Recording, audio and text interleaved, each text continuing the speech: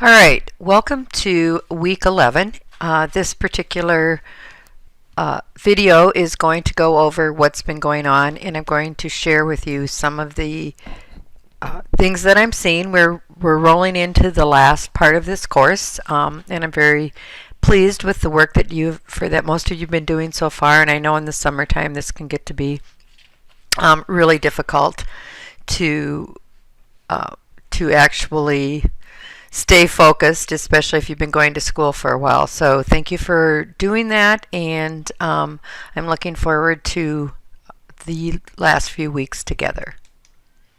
So last week you discussed indirect compensation, and hopefully after reading about that and also reading the posts on the discussion board, you realize that companies are getting a lot more creative with this.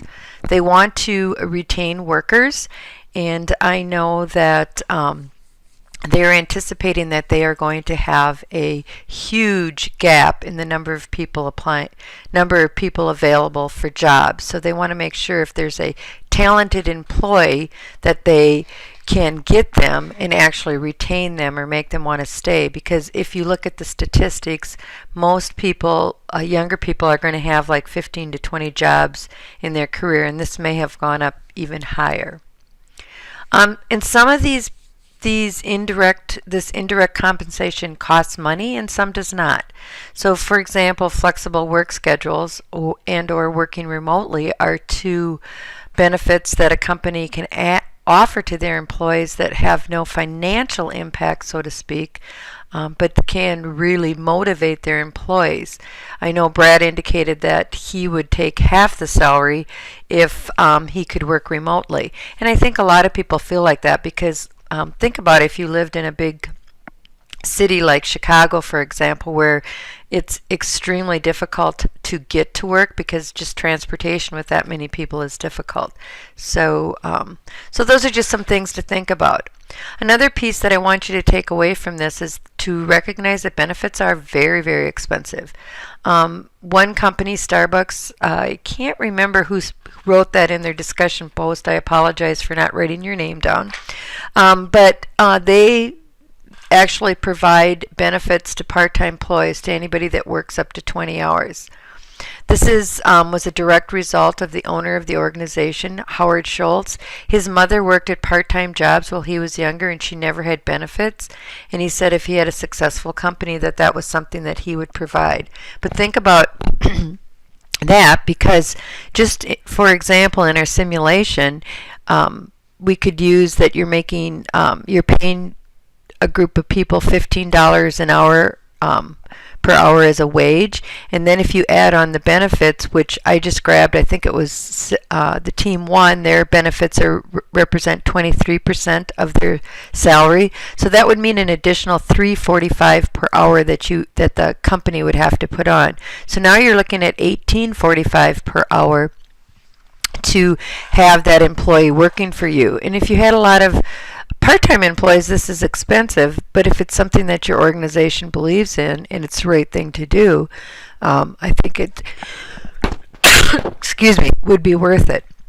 The other piece, I know Callie discussed in her post that there are some businesses that do not offer health care insurance, and that's because it's very expensive. I don't see this changing in the near future. I know even at Western, our healthcare, when I started 17 years ago, we didn't have to pay for healthcare, and our deductibles were much lower, and that's all changed now. And in order to help the organization meet their budget, we, as employees, we have to pick up some of the costs, and we also have to we have a higher deductible, and we have to, so it's all changing for all different places. I also wanted to just highlight some of the unusual benefits, which would be, while they don't, some of them may not have a cost, and I could have added it to the second bullet point. I just thought that it was kind of interesting. There was some that had unlimited vacation. I know my youngest son worked at Digital Measures in Milwaukee. It was his second job out of college, and they had unlimited vacation. And I was surprised that he didn't actually abuse it, because he would have been like 24 at the time. And I would have thought perhaps he would have abused it, but nobody there did. He actually left that organization not because of the benefits, but because he did not. He was not happy with the person that he was reporting to. So remember that a lot of times people don't leave a company because of the company, but they leave because of individuals. A lot of companies offer free food, ping pong tables, they have free booze, coffee, just a variety of different things to keep or to retain this younger group of employees. So as you read the newspaper, look at that. Hopefully this piques your interest now since you've read about indirect compensation. I would like to highlight the discussion board. Please check out Chelsea's, Christine's, Vince's, Raven's, and Allison's posts. They did an excellent job answering the question as well as replying to others. Really, this is what I'm looking for. Maybe I didn't provide enough feedback on your individual discussion boards, but you shouldn't be skipping through the discussion board. This is a huge part of the learning process. And if you don't read what others have posted, it's going to be hard for you to grasp all the different things that are going on. So please take time to look at theirs, and thank you guys for doing such a great job. So with the simulation, I want to make sure that you go back out there this week and check out what you're paying in benefits for your simulation. That might be a quiz question that comes up at some point, but you can go into that compensation screen and you'll be able to see what your percentage of benefits are. Think about the benefits that you added during year one, and did that cause any change in any areas? So for example, if you added more time off, did you see a change in productivity, morale, absenteeism?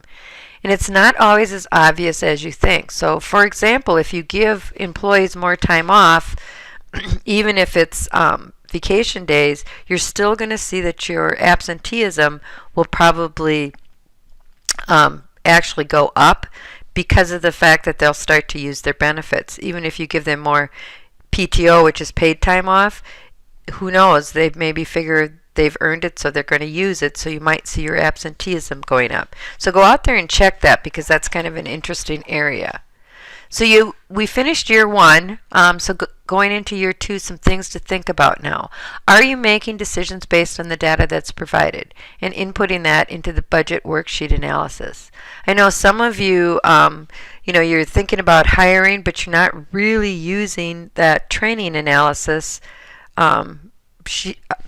report that's out there, because that's telling you how much you should be spending on training. If you don't plug in a number for training that's close to that, you're going to end up seeing that your employees are dissatisfied, your productivity is going to go down, you're going to have more grievances, etc., etc. So really make sure you're making decisions on that data.